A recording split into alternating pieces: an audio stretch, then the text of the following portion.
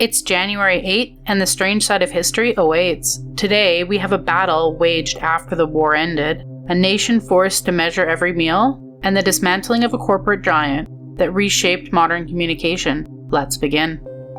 On January 8, 1815, as dawn crept over the swamps of Louisiana, thousands of men prepared to die for a war that was already over. Thick fog clung in the battlefield outside New Orleans. British troops formed their lines, unaware that peace had been signed weeks earlier, across the ocean that might as well have been another world. The Treaty of Ghent had ended the War of 1812, but no one here knew it. As the cannons roared and the muskets cracked, through mist itself, time seemed to be out of sync. Orders were obeyed, changes were made, men fell screaming in the mud, but by the time the smoke cleared, nearly 2,000 soldiers lay dead or wounded. Sadly, none of it really mattered. The victory would make Andrew Jackson a national hero. The defeat would haunt the British commanders for the rest of their lives. And the survivors, those who walked away, would eventually learn the truth, that every shot fired that morning was unnecessary. One of history's cruelest ironies, where peace arrived too late to save the dead. By the time the truth crossed the ocean, the battlefield was already silent, and peace had arrived in an empty field.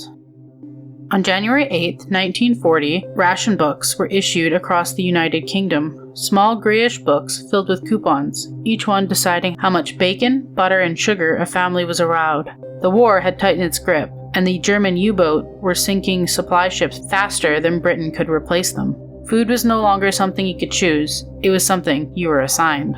It would later expand that families were ordered to register with specific shops. Meat, cheese, eggs, milk, and cooking fats slowly vanished behind the counters. Shelves stood bare, and meals became exercises in imagination rather than appetite. Vegetables and fish escaped rationing, turning backyard gardens and kitchens into laboratories of desperation. The Ministry of Food insisted everyone would get their fair share, but fairness didn't stop the hunger. Rationing would outlast the war itself, linger into the 1950s. A reminder that even after the fighting ends, survival still came in coupons. On January 8, 1982, a single signature ended one of the most powerful empires in American history. For nearly a century, one company controlled how voices traveled across the nation. AT&T, the Bell system, was everywhere, unseen but absolute, and behind closed doors, the government finally moved. Facing a looming courtroom defeat, AT&T agreed to dismantle itself. The empire was split, and its local networks carved into several regional companies soon known as the Baby Bells. Parent survived, smaller, diminished, watching its former body scatter across the country. The goal was competition, freedom, and innovation, and it worked, at first. Prices fell, new technologies emerged, and the seeds of cell phones and the internet took root. But history has a sense of humor. Over time, the Baby Bells began to merge, slowly, quietly, until one of them did the unthinkable. In 2005, it swallowed its former creator whole and took its name.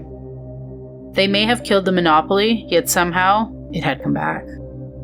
Another day, another strange bite from history. Like, comment, and subscribe. Your next eerie dose is just a day away.